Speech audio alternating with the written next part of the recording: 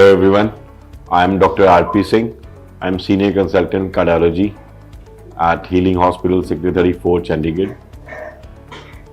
Winters में heart attack ज़्यादा होते हैं, क्या ये सच है कि ये मिथ है?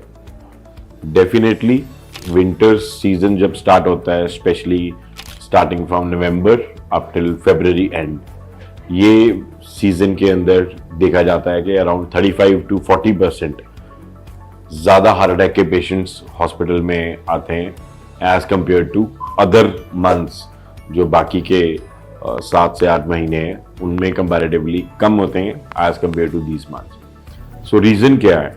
जब विंटर सीजन स्टार्ट होता है तो टेम्परेचर चेंज होता है, उसके चलते हमारी बॉडी का एक रिस्पॉन्स सिस्टम है, that is a nervous system का पार्ट, ऑटोनॉमिक नर्वस सिस्टम, जिसमें सिंपैथेटिक स्टिमुलेशन इंक्रीज करती है, जिसके चलते हमारी जो ब्लड की वेसल्स होती हैं, ब्लड वेसल्स जिनको हम आर्टरीज बोलते हैं, ये कंस्ट्रिक्ट करती हैं, टाइट होती हैं. और अगर इनमें पूरी बॉडी में कहीं पर पहले ही ब्लॉकेज होगा और टाइट होंगी, which can lead to rise in blood pressure. And when this type of rise is there, they are more prone to any further event. अगर वो हार्ट के अंदर है तो then it can cause heart attack.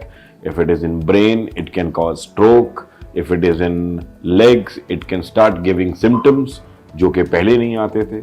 जो heart है उसको जब आगे ब्लॉकेजेस होंगी तो उसको जब खून सप्लाई करना है, so at that time this heart has to work more harder as compare to other seasons. So the heart work increases. साथ के साथ अगर हार्ट की नसों के अंदर ब्लॉकेज है, and that constriction also occurs जब हमारा sudden exposure to winter season होता है, कोल्ड सीजन होता है.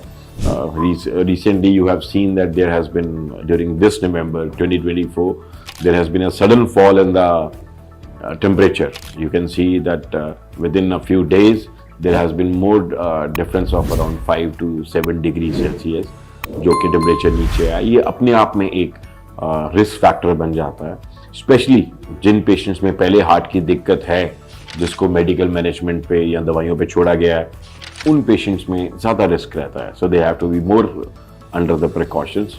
What are the other causes कि हार्ट अटैक्स बढ़ जाते हैं?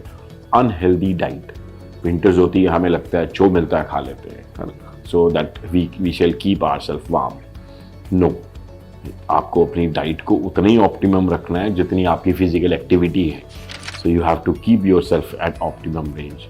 Unhealthy means there are more number of parties done, especially rooftop parties, and these bonfire parties are going on.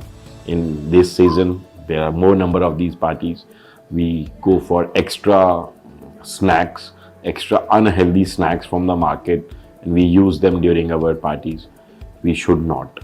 We should decide before planning a party कि हमें कौन सी healthy snacks को रखना है.